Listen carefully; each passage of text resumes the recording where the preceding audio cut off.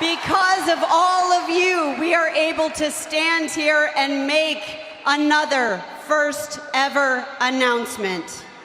On October 28th, over 50 women, then, now, and forever, will participate in an event called Evolution. And that event, I am privileged to announce, will be the first ever all-women's pay-per-view.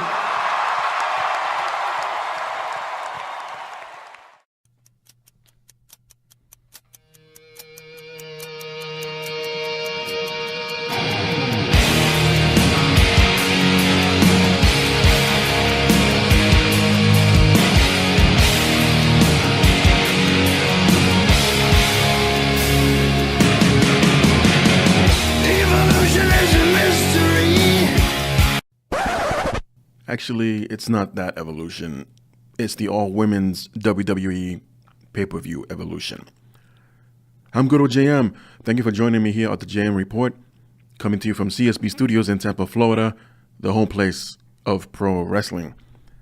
And as you heard at the top of the show, Stephanie McMahon made good on her promise, or at least the hype was, of the announcement made of an all-women's WWE pay-per-view coming in October. Now, for the record, and I mentioned this on Twitter at GoodOlJM, that this is not the first ever women's pay-per-view. It is the first ever WWE all-women's pay-per-view, but it's no surprise that WWE, or maybe even Vince himself, wants to make sure that the WWE is the only game in town, that they're the only ones that come up with these unique and once-in-a-lifetime first-ever ideas when there have been so many before them that have already done that. It's almost like that South Park episode. Simpsons did it, but even then the Simpsons were doing a spin-off of their own, of other ideas from previous TV shows or movies or sketches or what have you, but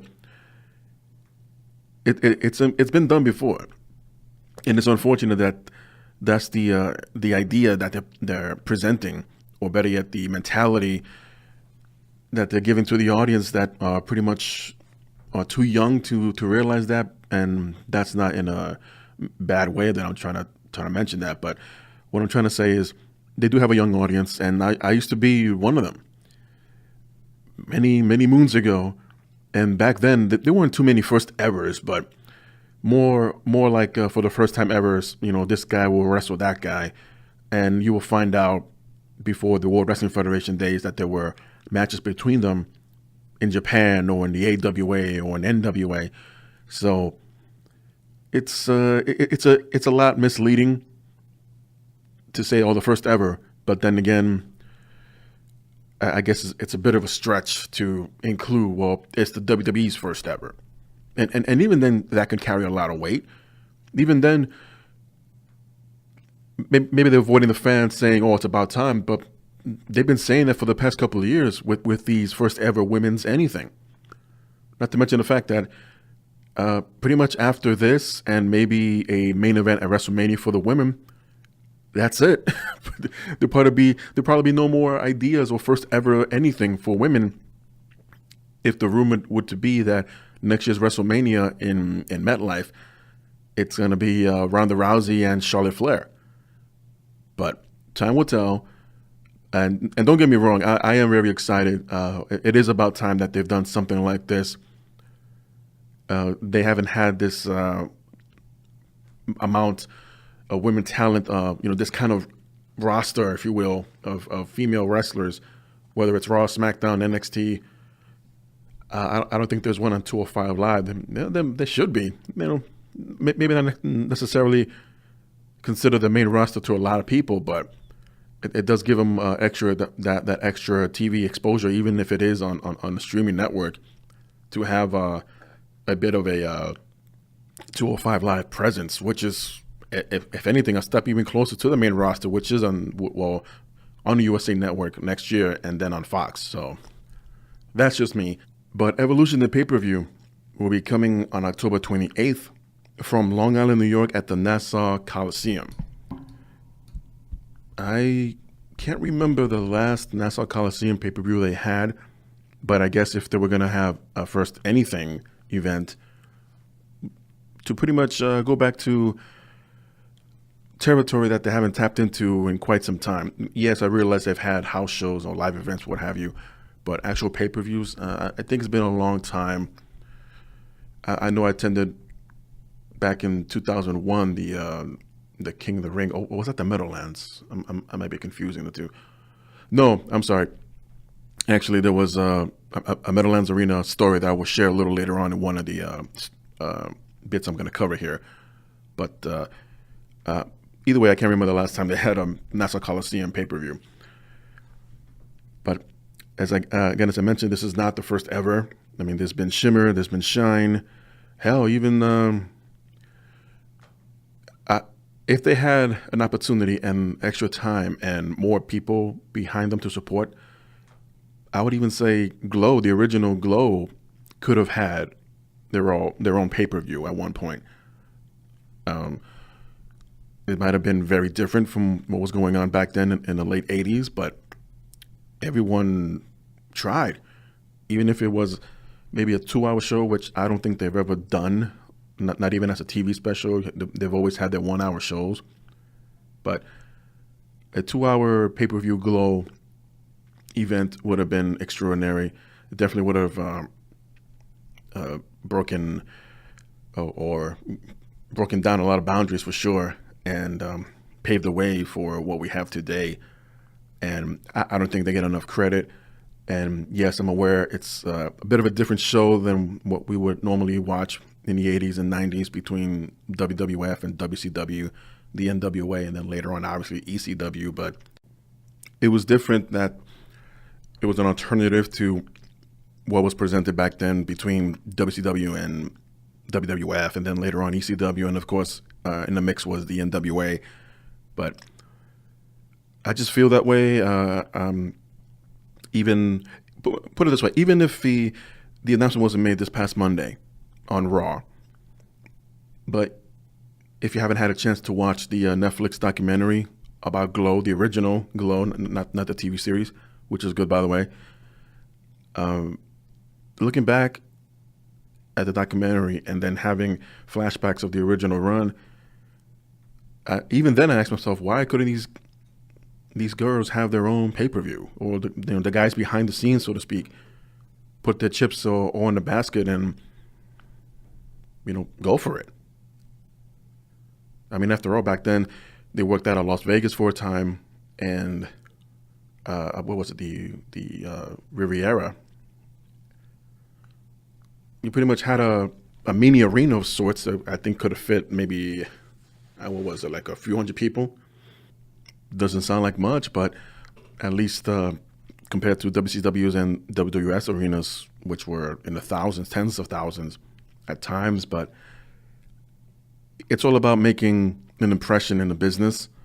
And even though the producers and the directors of the Glow show looked at it as an actual TV show, which is ironic because that's what the TV series Glow on Netflix is doing. It's a TV show based on a TV show based on pro wrestling. And if you really want to step it up, that's exactly what Lucha Underground is doing, with a little bit exaggerations on some of the plots or the characters behind the scenes, especially those in charge. But it's still entertaining as all hell. Not to mention, whatever they do and whatever they talk about, it's based on pro wrestling. You would have to watch these shows open-mindedly and pretty much leave all aspects at the door and watch it as is, or watch it for what it's worth. But again, it's still very entertaining and very smart in that it's a seasonal show, more of a reason to treat it as a TV show. It's edited and produced and directed as if it is a TV show. Even during the wrestling matches, I just hope they don't pick up a habit. This is a personal nitpick of mine, but I hope they don't pick up on the habit of that ridiculous zooming in and out in a match. which is what WWE's infamous for, and I just can't stand that. No matter how far close I sit to the screen, it just, I'm like, what is going on? It's like one of those no matter of fact, I saw a movie last night for the first time. It was Resident Evil, the final chapter, and it's been the same director, same writer. I know I'm way off topic here, but same director, same writer throughout the whole series. And directing wise, it just got more and more bad. And in the final chapter, for example, in all the fight scenes, and even the, I guess the what do you call them, the dramatic scenes, and something's about to happen to a character, why the cameras have to be so damn close? Fight scenes, I barely made out maybe a couple of punches and someone was flipped over by a judo throw, but everything else I could not make out. And if it is Kevin Dunn's idea and it passed, where we see it for the past couple of years now, maybe more than that, it's overkill. You can barely see what's happening, and the ones suffering are the ones at home watching. The ones in the arena, not so much, because they took away the Titantron for reasons, I guess, distractions for the wrestlers. But anyway, yeah, I just hope Lucha Underground, among other habits, they don't pick up from anyone else. And either way, it doesn't take away the fact that they've been very successful. There was questions about even returning for a season 4, but they're here. Just if anything, the only difference is it's a new location for them, a new tempo, if you will. But back for the first ever, just a few notes from multiple sources, as everyone just, not everyone, let me rephrase that. There were a lot of speculations as to what exactly this announcement was going to be. I thought, and I made mention of it last time here on the JM Report, that maybe it was a time for women's tag team championships, and a chance that it wasn't going to be that announcement per se, because the women's roster is not big enough. But still, the announcement could have been made, and as weeks go by, whenever the tournament was going to be announced, they would have eventually slowly but surely bring in more and more talent, whether it were NXT call-ups or if it was after the Mae Young Classic next month. But eventually have the roster at a reasonable size and have a tag team division. So that was not the case. But based on Monday's announcement, and also as you heard at the top of the program, 50 women will participate, and 4 championship matches will be announced at later dates that include the Raw Women's Championship, the SmackDown Women's Championship, the NXT Women's Championship, and the newly created NXT UK Women's Championship. Plus, the finals of the Mae Young Classic will all take place at Evolution on October 28th. It's funny. It's also not funny, but it's interesting to note that Stephanie mentioned Now Then Forever, which is the current signature for WWE. Lita and Trish Stratus, and I believe Beth Phoenix, have been confirmed to appear. To what capacity, no one knows for sure, as no matches officially have been announced. But women or divas from the past are definitely invited. And speaking of past female wrestlers, I would hope at some point, similar to what ECW One Night Stand did, but I would hope at some point that, since this being their first ever all-women's pay-per-view, and I'm pretty sure it's going to be one of those 4-hour events, and having 50 women, or at least announced 50 women that were going to be participating in this, that's not guaranteeing that they'll all be in a match or a tag team or a battle royal. That's kind of what they do for WrestleManias, where they want to get the majority, if not all, members of the roster in one show. Sure, you got the pre-show or the kickoff show, and during the main card itself, which is about 10 hours long as it is. So if you're not advertised for a one-on-one match or a tag match, yeah, we'll throw you into the battle royal. And now that they're going to have two of these every year, yeah, but at least you get your WrestleMania payday. So if it was me, I wouldn't complain so much. But the point being, one thing I want to see, and they did this with ECW One Night Stand back in 2005, in keeping that tradition going, that at some point during the Evolution pay-per-view, to acknowledge past female wrestlers that were under the WWE at one point, hell, even those from WCW and ECW, AWA, WCCW, and and whatever pretty much video library that they own and run on the network. They have the archives, they have the footage that they own, and I think it would benefit WWE to do some kind of video package. There may be more than one because there are going to be so many names that would be acknowledged. Of course, the obvious ones: Mae Young, Miss Elizabeth, Chyna, and so many more I can't think of now. But there were so many that paved the way, and who knows where they would have been today going into October of this year for the first ever WWE Women's Pay-Per-View. I hope they do something like that.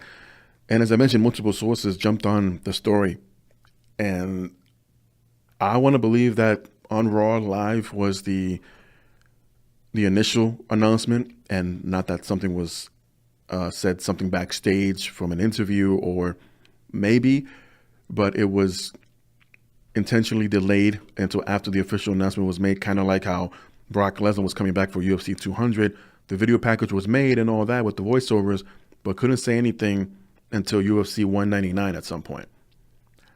So with that said, Sky Sports interviewed Stephanie McMahon, and this video that's on YouTube didn't become available until after the fact. And this is where I wonder if this was pre-interviewed before the announcement or what have you. I'm not sure if this took place at the arena itself, in a dining hall or in a catering environment. But Sky Sports interviewed Stephanie McMahon and asked if she will herself have a match. Stephanie says, it is yet to be determined if I will have a match at Evolution. Well, unless her ego says otherwise. But she was also asked about what I mentioned earlier about the Women's Tag Team Championships. Stephanie says, not quite yet, but there's absolutely something we've heard loud and clear from our fan base, and it's something we're keen on implementing as soon as we're able to. By loud and clear from the fan base, I hope Becky Lynch gets some credit for this. As many of you know, or many of you may not be aware, a few weeks ago there was the, I believe it was in Seattle, Washington, the Ace Comic-Con, and it was Becky Lynch and Shinsuke Nakamura who took a Q&A session on stage, and one of the fans asked about a tag team division in the women's, or tag team titles in the women's division, and Becky Lynch said for the past couple of years she's been pitching the idea. And not that it's fallen on deaf ears or anything, but obviously it got to the higher ups, that being Stephanie, and basically now they're contemplating it and maybe a thing, but in the future. But point being, similar to, again, going back to ECW One Night Stand, the idea came from Rob Van Dam himself, and unfortunately he couldn't take part of that event due to a leg injury, and still got some TV time, and actually cut a promo about it. That he also couldn't. He also couldn't attend Booker T's wedding, but didn't mind missing WrestleMania so much that year. But anyway, because Becky Lynch and her idea for the tag team women's title doesn't necessarily guarantee that she'll get a win with whichever partner is chosen for her. But at least make it to the finals, Becky, with your partner, and face the heels, I guess, if you're still a face by then. As I guess, a token of gratitude or appreciation that Becky came up with the idea to bring back the women's tag team titles to the WWE. And not since the days of the Glamour Girls. Again, I might have mentioned this last week. But that was 87, 88.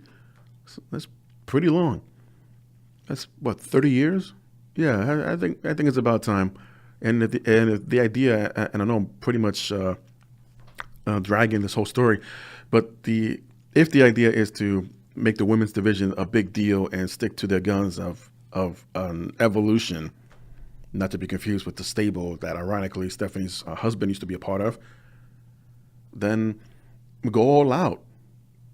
If there is a nitpick, and I know I'm not the only one, is when it comes to these first evers, to do them constantly, the first ever Hell in a Cell, the first ever Royal Rumble, first ever this and that, all within a year and a half, 2 years, then you've done it all. So what's after? What's next? First ever women's barbed wire match where you take out the ring ropes and replace them with barbed wire. We still haven't seen a women's first ever anything on the pole match. I'm sure there are others. They've had lumberjills or lumberjack women's matches before. They just haven't considered them the first ever because, again, they've done them before. And again, after this and an eventual WrestleMania main event spot for the women, they're gonna have to come up with other unique ideas for them. I'm not suggesting an Inferno match. I'm not suggesting the triple cage match that WCW used to have. Hell, you know what? I'll push for a all women's War Games match. They've pretty much come, the closest they've come to that have been recent Survivor Series matches, minus the cage and minus the extra ring. But they're one step closer. So unless it's only going to be an NXT exclusive, which they also made that on Monday night, that NXT War Games will return, why not also at some point imply or include the women? Just my take. So while former stars are lining up for the opportunity to appear at October's all-female pay-per-view, don't expect former women's champion Gail Kim among them. As the 7-time Impact Knockouts champion and current producer, she tweeted a fan saying that she's simply not interested in participating in Evolution. She also says, "I've been there twice. I have never been happy there. Life is about happiness. Impact Wrestling is my happiness. It's not about money sometimes." Gail Kim, for those who don't remember, had 2 runs in WWE. I thought her first one was the better of the 2. Really, yeah, because what was it, a Battle Royal for the Women's Championship, and that was her debut match on Raw. And surprisingly, she wins the match and becomes Women's Champion. Her second run, not so much, and I think, I'm not Gail Kim, obviously. I don't know her personally. I did meet her, and she, great human being.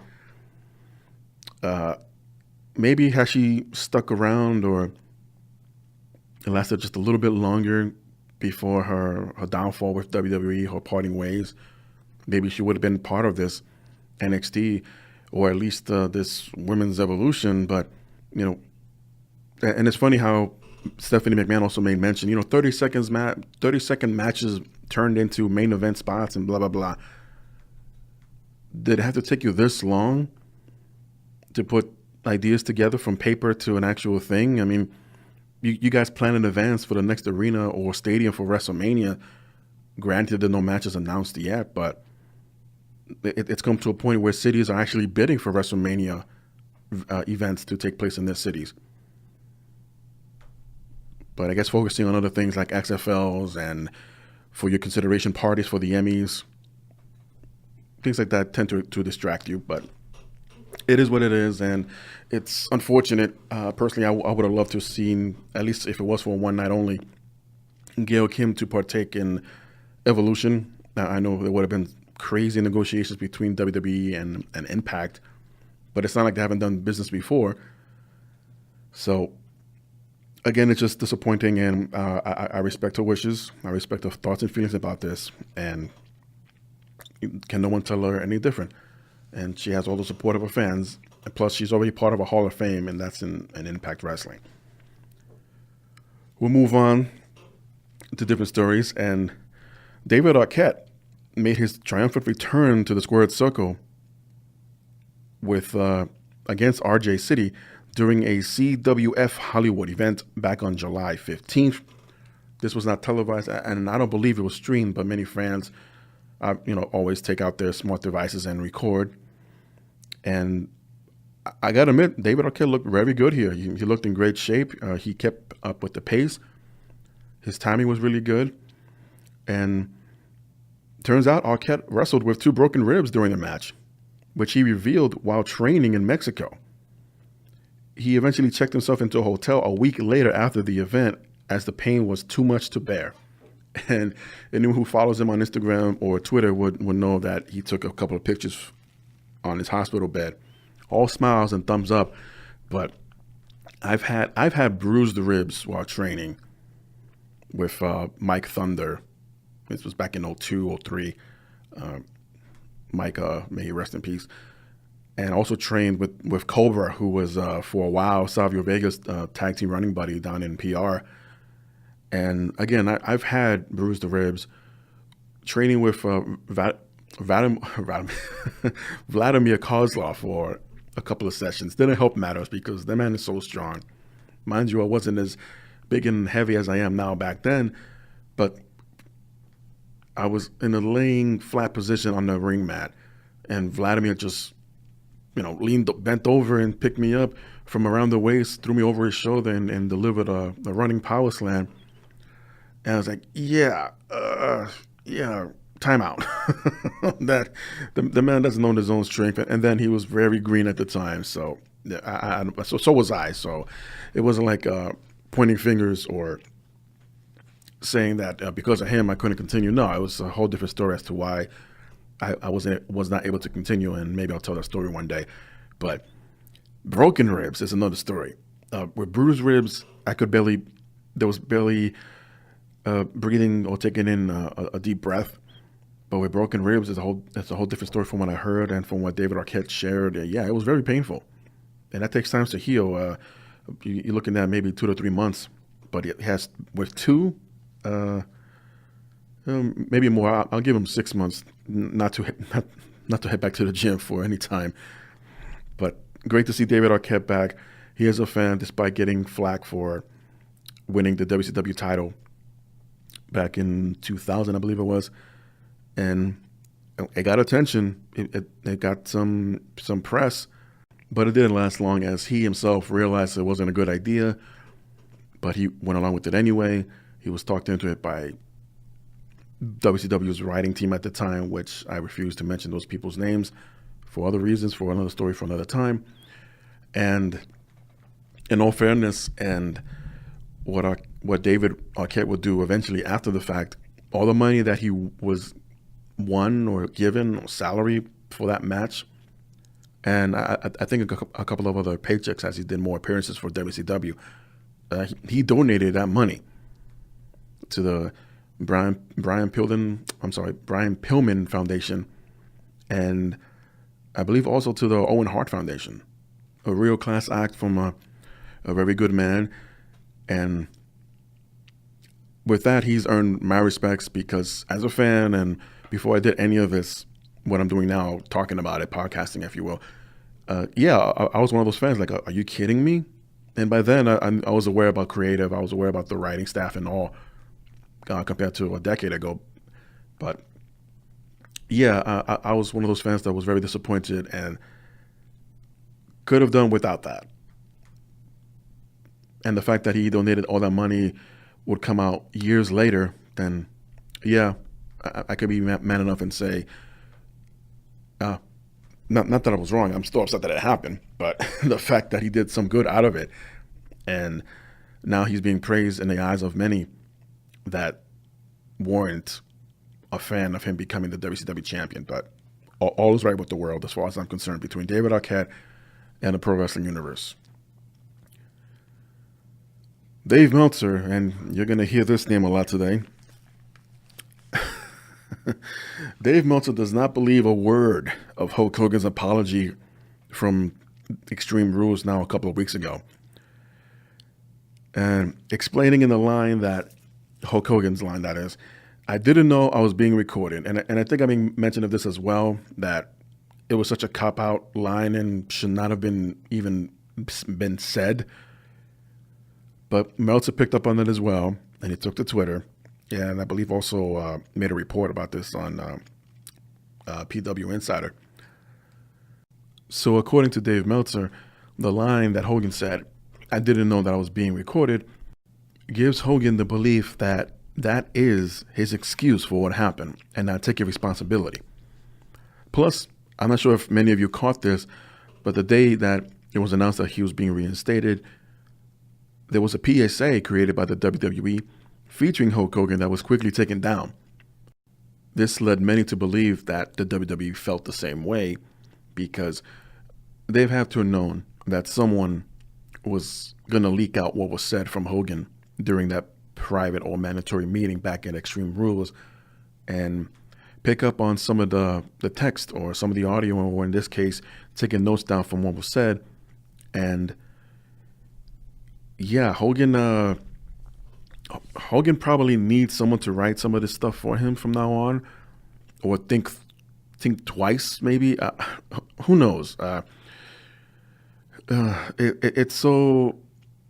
It's such a cluster right now, and I really didn't want to touch too much on this topic again. But many people are voicing their opinions, and Hogan didn't do himself any favors. So it's like, it's almost like the man who I refuse to mention here, well, one of the many names I refuse to mention here, but basically the one who had the idea for Owen Hart to ascend from the rafters. And you know where I'm going with this. And many accuse that person of everything in the book because it was his idea. And what happened, unfortunately. And there's even a bigger case about it, as far as Owen Hart not able to be part of the Hall of Fame, not able to be part of anything in relations to WWE, because Martha, the widow, doesn't want WWE making money off of her deceased husband. And I can understand that. And I'm pretty sure that there are different ways to work something out, and whatever, similar to what happened to Eddie Guerrero, that all proceeds of the merchandise that was made at the time with his name on it all went to his family, or I believe also went to a charity of Vicky Guerrero's choosing that Eddie Guerrero always donated to. If something like that were to happen, I think everything will be okay. But that's just me. But going back to what's going on here with Hogan, similar to the man I didn't want to make mention, I don't think he's ever taken responsibility. You know, he at least from what I've heard in shoot interviews and what others behind the scenes, the people that were there that shared stories as far as what happened, what they saw, what they heard, what they were told. And probably the last bit shoot or worked shoot segment with this guy was with Roddy Piper in TNA. And even then he confronted him about it. Piper did. And told him flat out. And the guy just stood there with a smile on his face and wouldn't answer, was trying to get a microphone as if that was the only one available. And well, for those who saw that video clip, know what I'm talking about and know how it ended. But again, since I refuse to listen or watch any of his videos or podcasts for my own personal reasons, I don't think, and if I'm wrong, I'm wrong. But for right now, I don't think that man has ever taken responsibility for what has happened, and much less apologized. Hogan, in a bit of a different boat, Hogan has apologized, but doesn't take responsibility. Oh, I don't know it was being recorded, so yeah, I said what I said. Of course, that's paraphrasing. Those are my words. That's not what Hogan said. But I mean, like, are you serious? That's what you came here to tell in secret, so to speak, to let us know that you weren't aware that you were being recorded. Of course, you weren't aware. The world knew once those videos leaked And I'm like, oh man, I bet he didn't know he was being recorded. And he said that on interviews with Good Morning America, NBC, CBS, ABC, you name it. He's at some point or another, maybe not in those exact words, but in some variations, that he wasn't aware of being recorded. That's not something that should be made mention. The obvious, at least, should not be made mention is for something like this. And Meltzer, he's been around, and quite honestly, the way he chose his words here, it was almost as if he was very upset about this, and that it could have been handled much more, presented much more differently than what we got. And I'm curious to see, whenever this network special drops about Hulk Hogan, if that particular line will be mentioned. I'm sure him standing up in front of the entire roster and the staff of WWE, that part of the special has been recorded. And going on the backlash, if I were them, I will cut out or edit out that part of the speech that Hogan made, of him saying that he wasn't aware of being recorded. And even then there'll be backlash. Like, wait a minute, we know that Hogan said that. Why was it cut out? And for all we know, this will all lead to not releasing or ever even continuing developing this project. And it will never see the light of day. And Hogan would just go on to continue having his reinstatement back with the Hall of Fame. And that'll be it. That'll be it. So maybe it was too soon. My opinion, and no one else has pushed me or provoked me into making this announcement or part of my speech here, but this is how I feel. And, it is what it is. Moving on. Grandmaster Sexay is in trouble again. Brian Christopher Lawler was arrested, this time for a DUI and evading police in Tennessee this month. Lawler was also swerving and speeding while driving around 1 a.m. on July 7th. Cops attempted to pull him over, but Lawler failed to stop. And according to Lawler, it was because he was trying to make it home. When Lawler was finally stopped, police said he reeked of alcohol, and he had an open container in his console. He was also arrested on the spot. Bail was set at $40,000. And for those who don't remember or are aware, Brian Christopher was arrested back in June for allegedly running out on a hotel bill in Memphis. And he was also involved in a fight with former TNA star Chase Stevens back in February. Stevens was arrested for his role, and Lawler reportedly required surgery for his injuries. So tough times right now for young Brian. Honestly, I hope he lands on his feet. But after 3 incidences in 1 year, I don't know. Obviously, the man needs to talk to someone and get his priorities straight. And I hope he does real soon. Chris Cyborg spoke about a possible Ronda Rousey fight in WWE. This, of course, comes from TMZ Sports. She says that the fight everyone wants but never got to see in the UFC. Says that pro wrestling is different and would need to be, and she would need to train, and also need to act to how to take a punch. So she's aware, and her English is getting much better, by the way. So she's open to come into WWE, in other words, and also willing to train. And it's funny how she chose the word act here, to take a punch. And this video is available on YouTube, and you can hear it for yourself. And maybe, possibly, I'm not sure if UFC was ever serious of having a Rousey Cyborg match at all, even before the Holly Holmes fight. But there was money to be made there for sure. And all the talk of the MMA world at the time was, at least as far as the women's divisions go, was either Ronda Rousey or Chris Cyborg. And it was just a matter of time before both were under the same UFC umbrella. But for reasons, it didn't happen. And yeah, I'm aware that Chris Cyborg wouldn't want to fight certain people, and I believe there was even a whole new weight division created just for her, and became champion, and this and that. So talk about another cluster. But it's a long shot. It's a long shot in the dark. If we were able to see a Rousey Cyborg match in the WWE, and there's going to be a lot of negotiations, even more negotiations than one will take place in the UFC, where who will do the honors? I'm not aware if Cyborg even is familiar with that term, but would it be a one-on-one pro wrestling match, or would they tweak it a little bit and make it an actual three or 4 or 5 round MMA fight? It's not like they can't get cleared by the commission, or I should say the athletic commission's office. But if it's ever held in Vegas, I think they have a very good opportunity to make some money out of this, and maybe a one-off.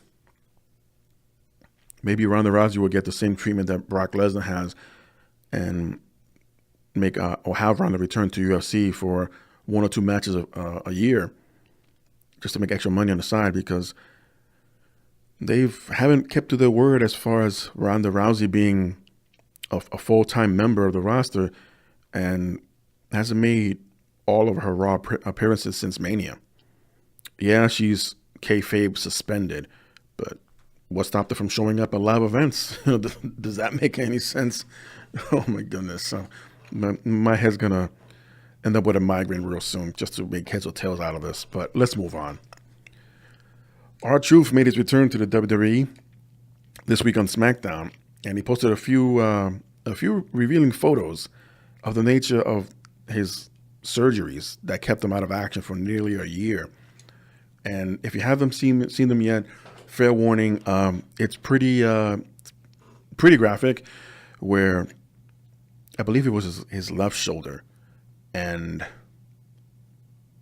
he has a bump on his shoulder there near his collarbone area, between the collarbone and the shoulder itself. And the shape of this bump, you would think, and I'm pretty sure it will not surprise me. I didn't want to read into the details because the picture threw me off guard. It looks like as if a piece of bone was trying to break through the skin, and that the man needed surgery to fix that.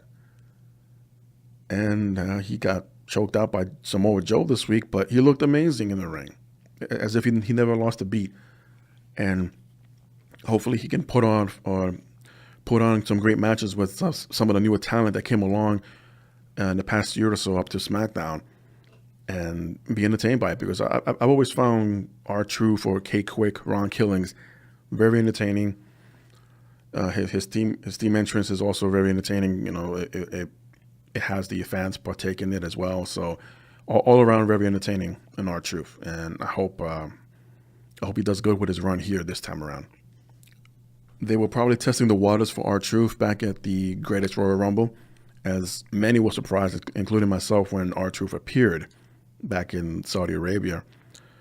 And Truth did confirm that he needed the surgery, and Truth didn't realize how serious the injury was until the photos were posted on Instagram and Twitter by WWE.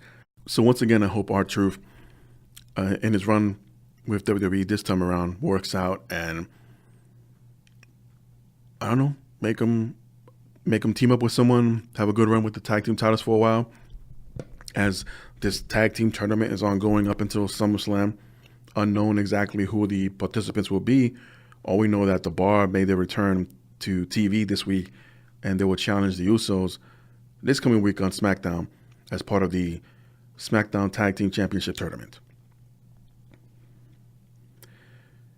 This next story has many people up in arms, and in other cases, very upset. I say, I always don't try not to be in the middle, because what I do usually with stories like this is trying to find and understand both sides, whether they're right or wrong. and whether I agree or disagree. But in this case, I would definitely have to choose a side, and that will be for the fans who on September 1st attend the All In event in, well, it's just outside Chicago, Illinois. Let me just give a brief backstory here. I believe it was earlier this year, WWE basically put out a cease and desist to the Young Bucks about using certain terminologies like "too sweet," "for life," and giving the hand gesture of the "too sweet" sign, to not use them anymore, not to say them anymore on and off television. And that included merchandising, T-shirts, baseball caps, posters, videos, what have you. And a few months ago, I believe in the spring of this year, Cody Rhodes and the Young Bucks announced that they're putting together an event called All In out of their own pockets and reaching out to anyone that's willing to partake in. Of course, making sure there aren't any scheduling conflicts, but many faces have agreed and will appear at All In, mostly from the New Japan roster, others from Impact Wrestling as well. So far, no one from WWE, and that's no coincidence there. But it's building up really well. I don't think, at least I haven't checked recently about any official matches announced, but it's going to be a big deal. And you know it is that the tickets were sold out in under 30 minutes, that of being about 10,000 people.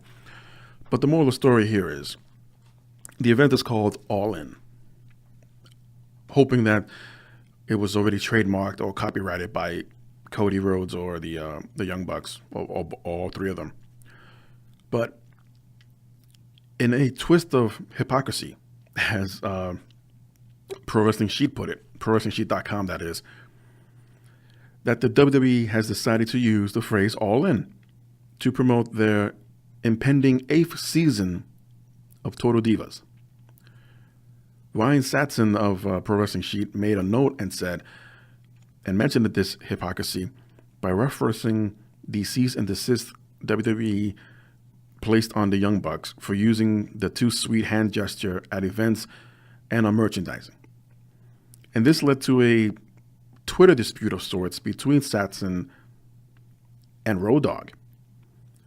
So Ryan started off with, imagine sending wrestlers a cease and desist over a 20-year-old hand gesture only to hijack the catchphrase they're using to promote an event months later. Road Dogg replies, have you ever heard of the phrase, what's good for the goose is good for the gander? If it's okay to bite, it's okay to bite, right? I guess. Ironically, Ryan would reply and start off his tweet with, I guess one goose here has $1 billion backing it and money that they can waste on pettiness. The other was trying to feed their family and wasn't taking money out of anyone's pockets. Road Dogg would reply, they needed that gesture to feed their families? Come on, man. They're doing really well on their talent. Just don't make it sound like food was being taken off the table. I get it. Fight for the little guy, but are they the little guy anymore? Ryan would end it, as far as we know, this came in the early morning hours, about 9, 10 in the morning. So Ryan replied and ended the tweet debate for now. Do you honestly believe they didn't lose out on any money because of that? I realize it worked out for them in the long run, but it's silly to act on that the cease and desist wasn't sent to force them to stop selling their most popular selling T-shirts. Yeah, when it comes to money, and this goes back to my argument about WWE basically interfering with Ring of Honor having a show at Madison Square Garden next year. When it comes down to it, yeah, it is about the money, not to be rich and popular and famous and built your indestructible mansion, calling it a home, but it's all about making a living. And to make a living requires an income of money. And between, oh my goodness, it's talking about a huge cluster. And there goes that word again. But why is it that WWE feels or think that they're being threatened by another smaller company in this case, who are virtually doing the same thing? I get that. But it's in a different location. And in this case of All In, and it's not even on the same day of any other pay-per-view, much less going head-to-head, as far as I know, with a live event that they're going to hold in the Illinois area that day or that weekend. I've heard it time and time again from their own talent in WWE that competition is a good thing. What's so competitive about going out and ruining someone else's event, someone else's livelihood, or just sabotaging all the hard work that, in this case, the Young Bucks and Cody Rhodes put together, and to have others take part as well in this event, just to put on a show, to make the fans happy, and yes, of course, to make money. To make money, probably to have another follow-up event, maybe a year later, maybe 6 months from now, who knows? This could be so successful that it could end up being an annual event, maybe held in bigger venues, in an actual arena. But no, here comes WWE. They hear about the noise. They hear about what's going on. Like, oh, no, we can't have that. Who the hell are you to say otherwise? Who's Vince McMahon, I guess, who makes all the final decisions? And no one can tell me that these stories don't come across his desk on a regular basis. And it's like, no, we got to put a stop to this, as if they're putting out a mob hit or something. It's one thing to have a job and you're not happy there, and you're just going along with the flow because you're tolerating the bosses and the supervisors. At the end of the day, you realize, well, the bills aren't going to pay themselves. So you have to put up with it. Or in other cases where you want to be terminated for beneficial reasons, and you're waiting on that day to either unintentionally screw up, someone gets wind of it, and they call you in the office and say you're fired because you did that. I don't want to dwell on this too much because there are other voices out there. They're going to vent their opinion and their feelings about this. Mine is that it is hypocritical to all of a sudden use a phrase or a term that you told someone else that's been using for an official event with the stop and deceased letter or whatever the hell it was to the same people that are running that said event. And whether it's coincidence, I honestly, I don't think it's not, because if you haven't seen the trailer, if you will, for this upcoming season of Total Divas, and how the font or the lettering, the words that are the way they're used, basically taking up the whole screen, and they're trying to justify it with the rest of the cast members of the Total Divas, and whatever is that they've recorded already for the upcoming season. If it's going to happen or not, no one knows, and for reasons that's in question. And honestly, I don't care. But I do feel it was intentional. I do feel, since usually that September, October time of the year, that's when new seasons begin, or you find out that a show's been renewed for a new season. But yeah, it is hypocritical. It is a real low blow from WWE, but it's not the first time. And the real disappointing thing is, and I might be guilty of this as well, that we continue to watch. We continue to do this, come on air and discuss what you saw on television or what you've heard, and express your thoughts and feelings about it. For something like this, I hope it doesn't go unscathed for too long, and that in time, if these people have any kind of heart and not be what was in Jason X, or no, I'm sorry, Jason Goes to Hell, that dark black heart that he had. Hopefully, none of these people that run WWE have a similar organ like that, where they just can care less and not take responsibilities. And that's, to me, that's what gets me the most. It's all about the money. And there was a story about who was it? Kevin Dunn, who cashed out his stocks and whatnot and made like some $10 million or whatever. Well, good for him. Hopefully now he'll leave WWE and actually leave producing and directing to actual professionals. Because I don't know what the hell he's been doing for the past few years presenting what he has on television, but we move on. But, oh my goodness, it is just so overbearing at times. And can we all just get along, for lack of a better term? Can we all just get along? You do what you do best over there, and I do the same here, and happens to be the same thing. Let the people choose. Because honestly, at the end of the day, when it comes to the fans, the audience choosing one over the other, that just says that the one that the audience did not choose, you suck. You're not good at what you say you do. Maybe it's time to find something else, and everyone, including yours, can move on with life. And here's another story that really boiled my blood to the core. And,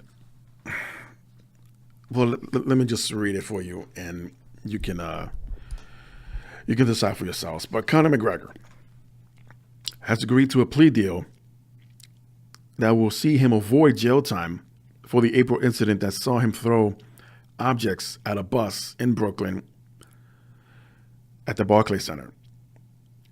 MMAJunkie.com reports that McGregor will undergo 5 days of community service and between 1 and 3 days of anger management classes.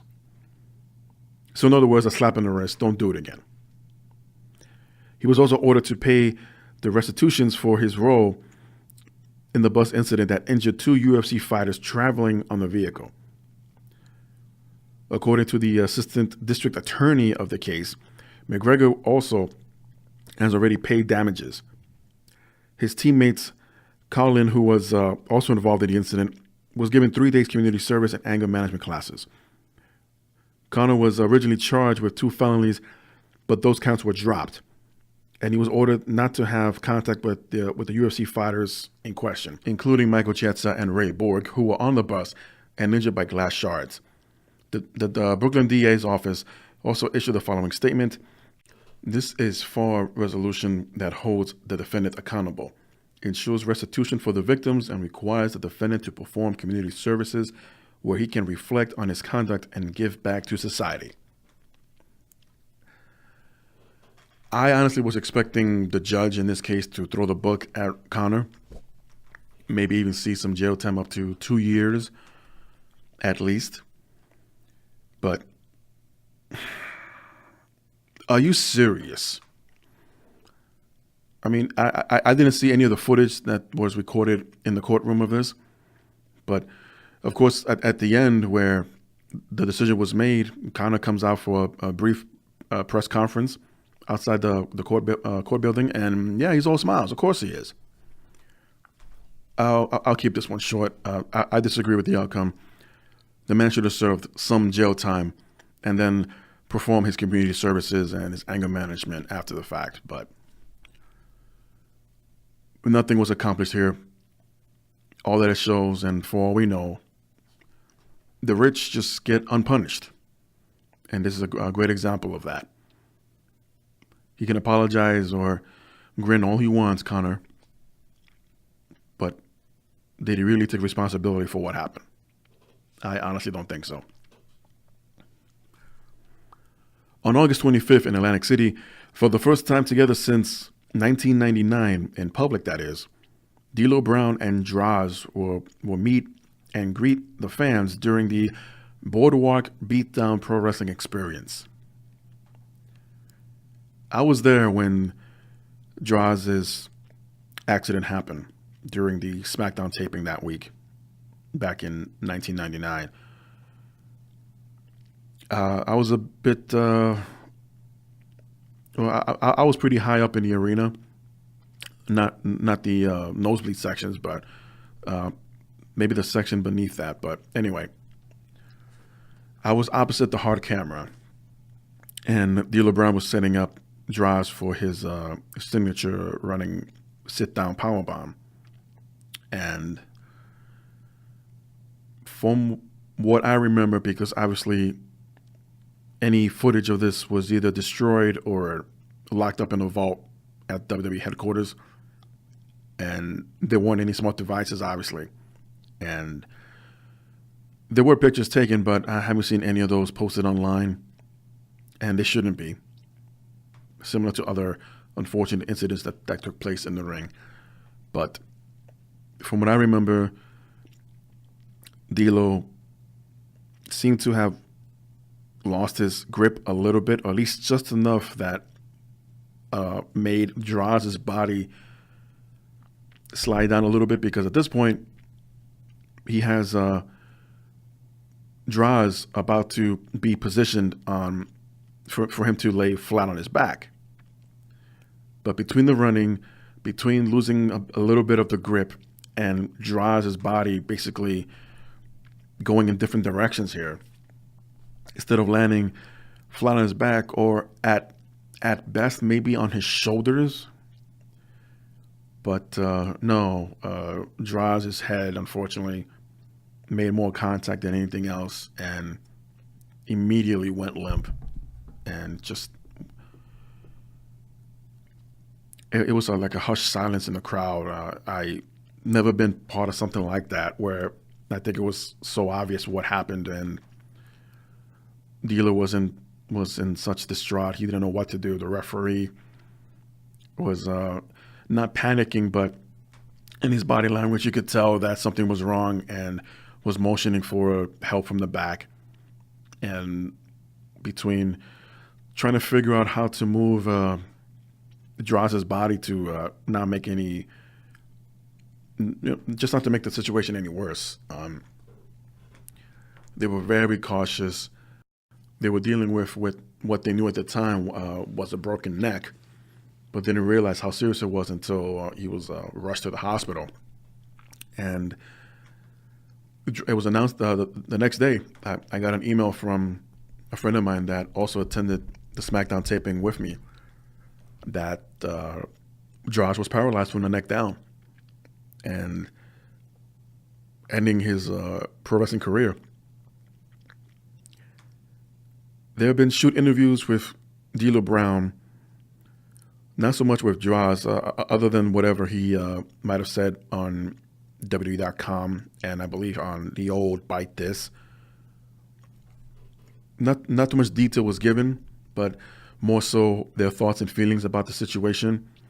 Droz pretty much forgave D'Lo. D'Lo is open to talk about it, but I think who was the last person?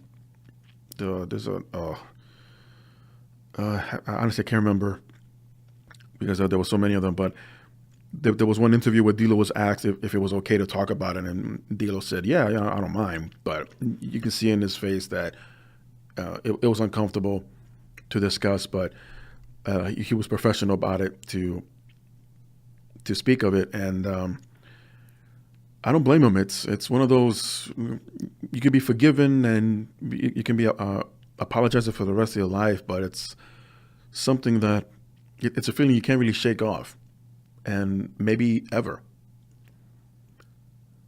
But it's been public knowledge that D'Lo and Droz have been together, have been visiting each other. Well, more D'Lo than Droz has, because even though there were some improvements in Droz's condition where now he's able to move his arms and his upper body, but unfortunately he's going to be wheelchair bound for the rest of his life. But the point being is that these two men are friends now, and that somehow, who's running this? There's a company. Standalone Wrestling is the company basically responsible for bringing these two men together for the August 25th event out of New Jersey. And they shared an advertisement on Facebook with the caption, "First time ever photo op with D'Lo Brown and Droz." only at Boardwalk Beatdown. And there are some that are, and I seen a few comments actually when this promotion was put out there. Some fans in the comment section like, "Oh my God, they're gonna make money off of this man's injuries and capitalizing on what happened and this and that." Clearly, you are either new to the game or just can't see the bigger picture. Droz forgave D'Lo, and whatever state of mind or feeling that D'Lo has in his heart, whether he can forgive himself or has gotten over it, that's up to him. But the fact that these two men have spoken to each other long after the fact and could still be friends and do some kind of work together at whatever capacity that allows Droz, that speaks more volumes than anything else, to a point where, you know what? Let's go out there and put those doubters to rest, or even some haters in some cases, even though there are still going to be some leftover haters. But I wish I can be a part of this, and I would let them know, Droz and D'Lo, and thank them to put something like that together, to agree to do something like that together. And before I read those comments, the last thing I was thinking about is how the group of Standalone Wrestling and D'Lo and Droz, the last thing I was thinking about how they put this together only just to make money off of it. Off of what? It's a meet and greet. I've attended these meet and greets in New York for the past, I don't know, 8 years now, if not more, give or take a year. And for me, it's all about putting smiles on people's faces, to finally meet their heroes and shake their hands and to say thank you and to say how much you appreciated them, watching them on TV for so many years, to take a picture with them and get an autograph. I mean, that's what I do. That's how I take it. That's how I look at it. And that's how I spend my hard-earned money. The last thing I will think of is, I can't believe these two got together after what he did to him. You guys want to make money? No, that's hypocritical. That's being selfish on your part for even thinking like that. If they can accept, well, specifically, if D'Lo can accept Droz forgiving him, and that Droz can accept that D'Lo may or may not be dealing with it to this day, but still have an ongoing friendship, what more can you ask for? And besides, it's not your life and it's none of your business whether or not they look at it that way. Like, no, they've come together after a horrible tragedy that took place back in 1999. They moved on with their lives, and I think it's time for you guys as well. Ring Warriors will air on WGN America starting on September. The promotion was announced this week. It will begin airing a 1-hour show on September 15th. And they will have a Saturday morning time slot at 8 a.m. Eastern Time. Television tapings will take place on August 8th and 9th at Sam's Town Casino in Las Vegas. And the shows will feature the likes of Austin Aries, Eli Drake, Jeff Combs, Marty the Moth, Wes Briscoe, Chase Stevens, and many others. Those shows will include a tournament to crown a new Ring Warriors Grand Champion. And the promotion has come and gone since the 1990s and is currently run by NWA President Howard Brody. I gotta be honest, I haven't heard of this company since this news report broke this week.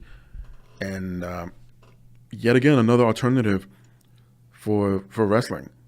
And it's smart in that it's going to be, besides a standalone wrestling show, but in a time slot where wrestling used to be on in the early mornings, or in some cases, 11, 12 o'clock, whenever Superstars of Wrestling or Wrestling Challenge used to air on Fox 5 in New York. Yeah, it's been done before, so it's not a first time ever, just in case. I'm hoping it does better than, Saturday Morning Slam for WWE. A show that didn't last too long, unfortunately, due to ratings. But I think it's a great throwback, if that was part of the thinking process to put this together. But a great throwback to the days of early morning wrestlings on weekends. And 8 a.m. might be too early for some, especially someone my age who just wants to sleep in for a few hours. to get up for a wrestling show, but this is what we have DVRs for, people. But point being, I think Ring Warriors would be another alternative to pro wrestling. I'll definitely tune in to see what they're all about, what kind of presentation they will have. And another example that talent can be exchanged, if you will, between, in this case, Ring Warriors and Impact and maybe even Ring of Honor, to be exchanging talent like this. Austin Aries is still a champion in Impact, and now he'll be partaking in this new tournament for a Ring of Honor's Grand Champion. So it's possible these imaginary lines back in the day will never happen. But times have changed, things have changed, hell, the business has changed to keep up with what's happening in today's world, that being social media, for one, and of course, streaming services.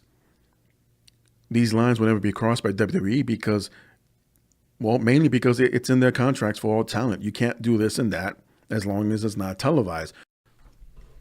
And it doesn't matter if you ask for permission or not.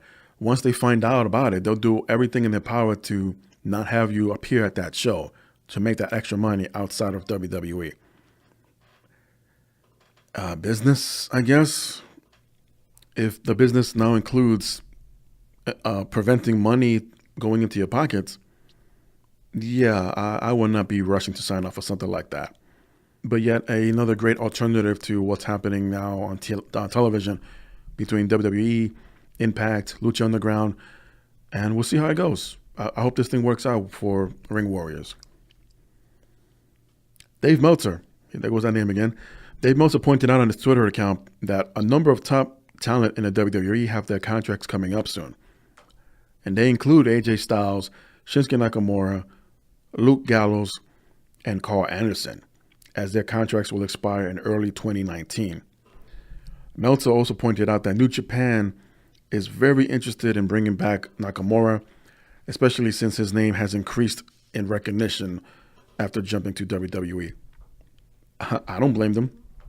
If they could discount the fact that Shinsuke had a horrible run chasing the WWE Championship for a while there, and if anything, capitalize on his Royal Rumble win and semi-main event position at WrestleMania. So, yeah, I don't blame New Japan for trying to bring back Shinsuke. Or at least, I don't think Nakamura is in the same position someone say like a Chris Jericho, where he can jump back and forth again between these imaginary lines, because it will be too much of a long shot. Because if Shinsuke is involved in a storyline or an angle heavily in New Japan versus WWE, where, for example, he's defending his United States Championship against maybe two opponents, that something like that won't work out. Not to mention the fact all the constant traveling he would have to do, 1 week in Japan and maybe 1 week in the States. It'll be very difficult. Not that he can't or shouldn't pull it off, but it'll be definitely more extra work than what he's doing now. But I would be curious to know the frame of mind that Shinsuke would be in by the time his contract is coming up and what he will want to do. Because I believe that WWE would do anything and everything to keep him happy to resign and keep going with the company for another 2 years or so. Time will tell, and we'll see. And I'll end with this. As the 4 horsewomen of the MMA have another member under the NXT roster, as the signee of Marina Shafir was victorious this past Thursday night in Florida while wrestling in her first match ever in a tag team match with Nikki Cross, defeating Aaliyah and Rhea Ripley in Largo, Florida. A fan in attendance shared some notes about the match on Reddit and said that her style was very similar to Ronda Rousey, and that also Marina was well protected throughout the match, and cameras were present to film the whole thing.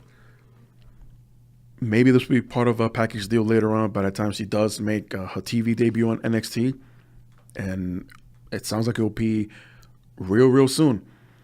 So this will leave all but one remaining 4 horsewomen member to debut for the NXT roster. I think it's Jasmine Duke that's remaining to debut. Last we heard of her, she reported to the Performance Center back in May of this year and has yet to appear on any kind of NXT show or a tryout, if you will, but definitely still training. But Marina has made the jump already from the PC to live events of NXT to see how she's received, not only by the audience, but also her fellow wrestlers as well. So it's only a matter of time before all 4 members of the MMA 4 Horsewomen make their debuts up to the main roster. And I'm not suggesting to have that idea rushed because I'm not sure how exactly that'll pan out. Maybe at a Survivor Series event one day, one year.